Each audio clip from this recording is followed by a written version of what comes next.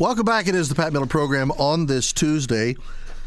You know her site, The Empowered Mom, and she is, in fact, The Empowered Mom, Maria Luce. She's been a guest quite often of late, and we've got her back again today. Maria, good afternoon to you. How are you? Pat, I always love to be with you. How are you, sir? Doing very, very well. Things in Dallas are good?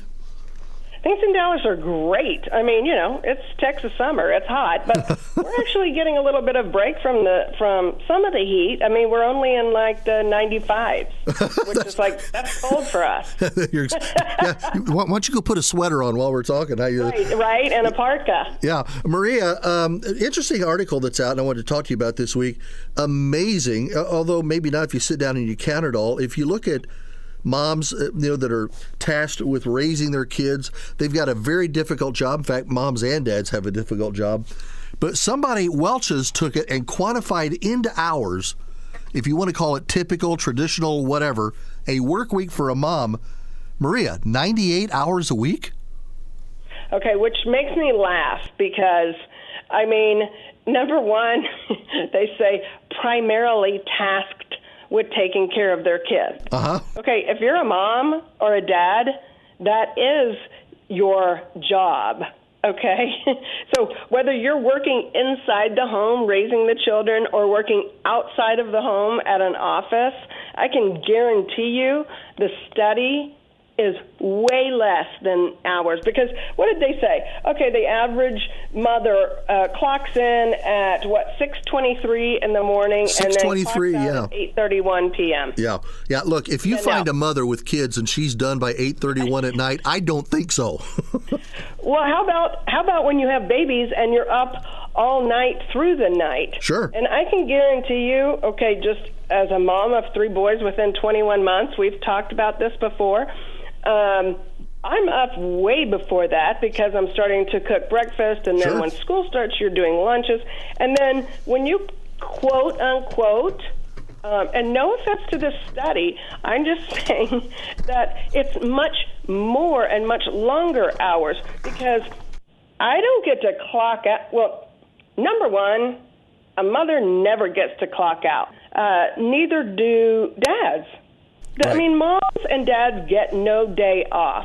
So actually kind of trying to quantify parenting and mothering into 98 hours a week. It makes me wonder why they did this study in the first place. It's almost like somebody thought they had to validate moms and dads. Well, I'll tell you what, you see a mom dealing with her kids, you see a father trying to be a good parent to his kids. Nobody needs to validate that anyway, and I think you're right. 98 hours doesn't cover it, and the hours are almost immaterial. Whatever those children need when they need it, that mom and dad are going to be there. You are so correct on that. I mean, there are no hours that are left to be a good parent. Yeah. Because you never take time off as a mom or a dad. Well, with the average mom on this survey clocking in at 6:23 and clocking out at 8:31, to all the mothers listening to me right now, so tomorrow morning when your baby's crying at 5:45, just yell down the hall, hey, I'll see you in about an hour because I'm not on the clock yet. And if you've got the laundry going at 8:30, just shut it off because you're done and you don't need to finish it. Now, the thing that came out of the study, though, that really gets me, and I know this is true, I saw it in my mother, I see it in my bride, the lovely Mrs. Miller, and almost every woman I know, that in spite of all the work that mothers do, millions of women suffer from what's being called mommy guilt, that somehow they're not doing enough or they could be better parents. Don't we have moms that maybe are not going to be as good of a mother because they're spending too much time beating themselves up over things they shouldn't be beating themselves up over? Oh, absolutely. And I remember when I got pregnant, and now we had to do IVF, and we went through a lot of things to try and get pregnant, and we were blessed enough to do that and have 3 healthy baby boys. However, I remember my mother telling me that mom and guilt go together. Yeah. I mean, it's the same thing. Hi, Mr. Bill. And so it's like saying working mother. That's redundant. I don't care if you're in the home or if you're out of the home. Yeah. And mother guilt is so prevalent. And in our culture right now, I mean, we have to feel like that we have to be everything, everywhere, all the time, and that's just not reality. And that's part of one of the things, Pat, and I love being on with you because we talk about this.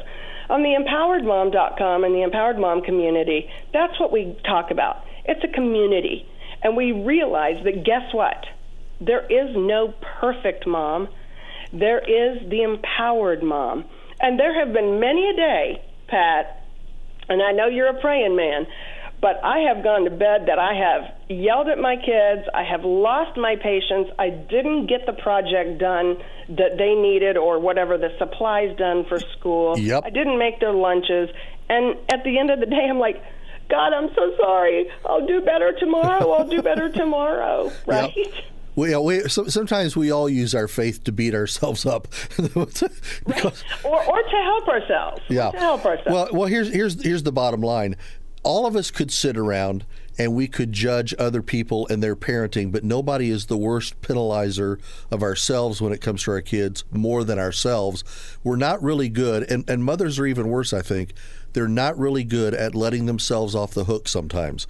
And you've got to realize that with all the parenting that you do, and you drive them to every soccer practice, and you're there for every school play, and everything that you do for them, and you make sure that they each have the foods they love and not the foods they hate, at the end of the day, no two kids are alike.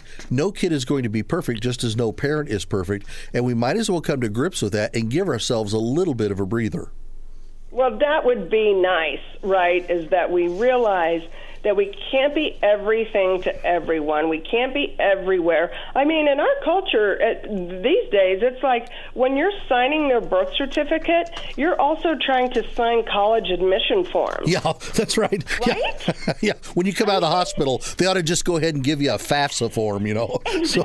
Exactly, and that's why with our faith, I mean, we just have to do what we can do and give ourselves a break because, again, I know it sounds cliche, and I know that it is my tagline, and that's what my book is about, too, that's coming out. But there is no perfect mom, but there's the empowered mom because there's so many elements that, I mean, physically, financially, personally, spiritually, mentally, that we have to work on. And that's what the community of the empoweredmom.com is all about. And that's why I love being on with you, Pat. Well, and we love having you on. Our time's running short, but you can find everything about Maria at theempoweredmom.com. Make sure you put the word "the" on there first. Theempoweredmom.com. You can track her. You can track her books. You can get some great ideas through her articles and find out what's going on with her. As always, Maria, loved having you on. We'll talk to you again soon. Love being with you. And say hello to the missus, okay? I'll do it. Thanks so much.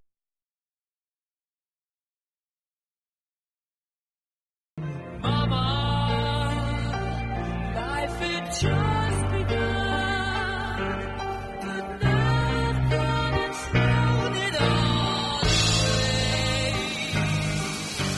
9:34, you're listening to the Keith Hansen Show on WNTK and WUVR. All right, took me a little bit of time here to get connected with my next guest, but fear not, she is on. It gives me great pleasure to welcome to the program Maria Luce.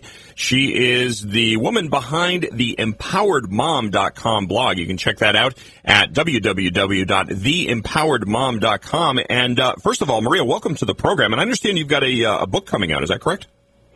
I do. Thank you for saying that. Well, number one, first of all, thank you for having me on. Good morning to you and to all of your listeners. And yes, that book, it's coming out. In fact, I will be continuing to work on it. You can go onto my website right now. You can start pre-orders, and I'm getting that done. Well, what's it about? So it's a compilation of just laughter, tips, techniques, things that we can do as moms, because you know what? There is no perfect mom, but there is the empowered mom. Now, the reason I wanted to have you on is because I read this this report about a study. 2,000 American mothers with kids between 5 and 12 years old find that the average mom puts in about 100 hours a week, clocking in on average at about 6:23 in the morning, clocking out at about 8:31, and, of course, average workday 14 hours, no days off. Moms don't get days off. That's a pretty tough, that's a pretty tough schedule for anybody. But and that is the biggest thing you just said is that there are no days off as a mom or as a father, for that matter. But it seems to fall typically mostly on the mother. And when that clocking in at 6:23 and then clocking out, I don't think you ever get to clock out. I mean, think about the mothers when we have babies, we're getting up all night long. Mm-hmm. To feed them. And then let's say you have toddlers or, let's say we're doing the 5 to 12. When they go to bed at 8:30, then guess what? You're still doing laundry. You're probably finishing up dishes. You're making sure their stuff is ready for the next day at school. You might be making lunches. So I think it continues. So I think actually these numbers fall short because a mother's work is never done. Now, one of the things that here's something I find very, very interesting. I find people, I can kind of tell when I watch children and the way that they behave, I can kind of pick up on kind of where the parents are socially, politically, morally, ethically. It seems like, at least up here, I get into back and forth with, of course, very conservative. And of course, we broadcast on a Fox News affiliate, so the majority of our programming is very, very conservative. And so, I butt heads, occasionally with people who are less than conservative. And I find it interesting that when I'm in a public place, I find the people who are less than conservative have a greater tendency to have kids that are just out of control. Am I off here, or is there a correlation between that? Honestly, I don't know if there's a correlation. That would be a good study for us to find and revisit that. That would be a great topic to talk about. I can tell you this. Sometimes it depends on where the parents are within their stress levels. And you can kind of tell. I mean, if mom and dad have just had it up to here and they're done for the day, especially in the evening times, when everybody gets tired, then a lot of times the kids really are just out of control. I think it can be a personal choice, though, because there's a lot of conservatives, if you will, that we talked about this last week, too, that spoiled kids and affluenza and entitlement. So that can, when some parents are more well-to-do, if you will, then sometimes they give their kids too much, and they're the ones that are misbehaving the most because they don't want to say no to their kids. It's interesting because I find, I don't have children, and that's by choice, just because with my life and everything that I have going on, it's just not something that's conducive. I actually have people that have said to me, that's really selfish. I don't understand how that's an act of selfishness. I would imagine having children when I'm not really prepared or in a position to really, I think I'd be a great father, and I love kids. I just, I live a very, very active lifestyle in terms of, everything that I'm doing, constantly on the move. I'm working 18 hours a day. So, sometimes literally, and so it's just not conducive at this point in my life to have children. I think that's a smart decision as opposed to being selfish. I totally agree with you. As you were saying that, I think it's the other way around. I think oftentimes it's people who have children and then think, "Oh, how am I supposed to fit them into my life?" Mm-hmm. And they put everything else first. So I think you making that choice is a very smart one because you know yourself and you know your life. Guess who would be suffering is the child. Well, people to make those. But, people make these judgment calls without knowing anything. And why not be able to make that choice? Now, one of the things that I'm referring to, I think about this, is the kind of the nurtured by nature movement. I don't know if you want to call it a movement, but the philosophy, the nurtured by nature philosophy, whereas I'm going to let my kids kind of raise themselves. I'm going to provide them a little bit of guidance, but I'm going to give them a lot of leeway. And as a person who has run juvenile detention facilities. I've served as program director, executive director, and head of a number of programs, residential facilities, and also 2 juvenile impact incarceration programs, juvenile boot camp programs. One of the things that I found, and so one of the things that I found, although I've never, and people say, well, how can you criticize me because you don't have kids? Right, I don't have children, but I have also run facilities where I'm directly responsible for raising 48 children, and I'm now giving these children, these teenagers, 12 to 17 years of age, I'm now teaching them the life skills that their parents failed to teach them, which is why they're now in a juvenile facility. That's the end result of that. Kids thrive on structure, they thrive on discipline, and they thrive on routine, and that's important. And parents don't want to say no these days, oftentimes, or it gets too hard. I mean, really, parents, and just because of your experience, I mean, what you just said, you're seeing the results of non-parenting. Mm-hmm. Now, there can be those situations where you have the best parents and the best families, and, a kid can go sideways. We all know that. Right? But I happen to be an Air Force brat. So I grew up in a military household. And it was very strict. I tend to be a strict parent. And I do have the boundaries, and I do have, the routines. Now, I'll be honest. During the summer, we're kind of off our routines.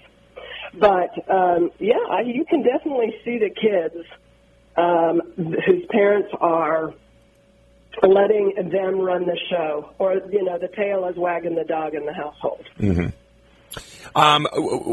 Now, to parents, what would you say to a parent whose mindset is, well, I want my child to like me? Because it seems like there's an awful lot of parents who they have in their head the worst thing ever would be their child coming to them and saying, I hate you, Mom and Dad. Which, you know what? I said that many, many, many times. And I think my parents kind of took the attitude of, well, you may think that now, but someday you'll understand. And you really don't. You're just angry right now because you're not getting your own way. But we're going to hold our ground. We're going to hold you accountable, and we're going to maintain the boundaries. We're not going to give in to the emotional ploy of, oh, my child hates me now. Well, now I have to change my way of parenting, or I have to change the sanctions that I imposed. I completely agree. Guess what? It's none of my business. As far as I'm concerned, it's none of my business if my kids like me. That's not my job, especially from like 11 to, say, 19. They're not going to like you. And if you give in to try and make them like you, you're doing your child a disservice. Mm-hmm. You're not setting them up to thrive and to be empowered. Because guess what? They're not going to get their way all of the time. Now, when they're adults, like now, my mom is my best friend. Mm-hmm. I mean, they come back around. But that's because my mom and dad put in the time to do the discipline. I think my mom just tolerates me now.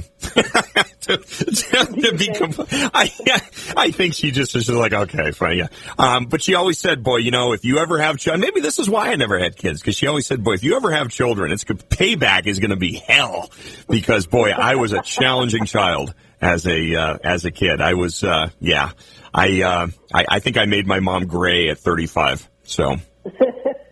Well, I will call my mom sometimes and go, God, Mom, I am so sorry. She'd say, for what? And I'm like, for everything I did as a kid, because now I'm getting it back with my kids. I think she's got something in the kitchen that hangs up there, and it's like having children is like being pecked to death by chickens or something like that. I'd have to get the exact wording on that, but no, I think my parents did a pretty good job, I have to admit. What do you find is the biggest challenge today to parenting? One of them is time constraints. That's one of the biggest things, is just not having enough time, and the expectations. Another one really that is very concerning now is social media. Mm-hmm. Because this is, how our parents said, oh, we walked 2 miles uphill, barefoot, in the snow to school. Right? That was kind of the line of demarcation. Well, now I kind of consider the line of demarcation in parenting is when I look at my kids and I go, well, we didn't have the internet growing up. And they look at me like with this glazed, what? There was a world before the internet? And I'm like, yeah, we used encyclopedias. We actually went to the library. We called people. And I think social media is one of the biggest challenges. And then, one of those things that you just said is that parents wanting to be their kids' friends. That's not our jobs as parents. And the demands that both moms and dads have. And another one is this over-parenting, this helicopter parenting and giving our kids everything. And we don't want little Johnny to get upset, so we'll just give him what he wants. And that's really doing your child a disservice.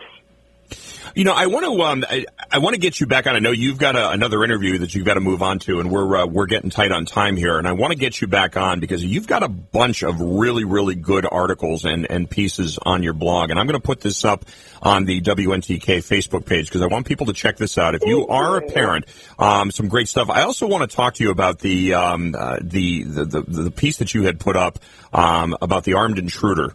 In your home, and I came face to face with a mass burglar.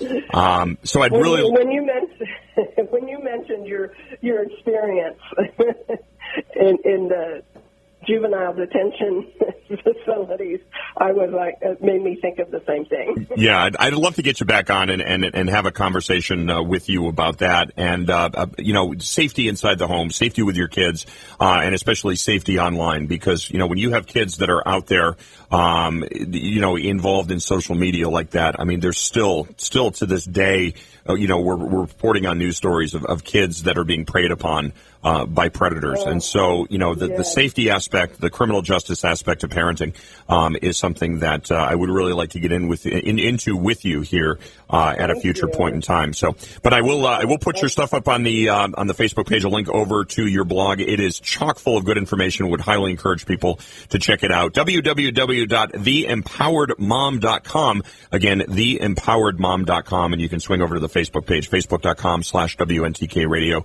and quick link over to that. Maria Luce, I want to thank you so much for joining me on the WNTK and WUVR Keith Hansen Show. Have yourself a fantastic Monday. We will talk soon. Love being with you. Have an empowered day. Thank you. You too. Be well.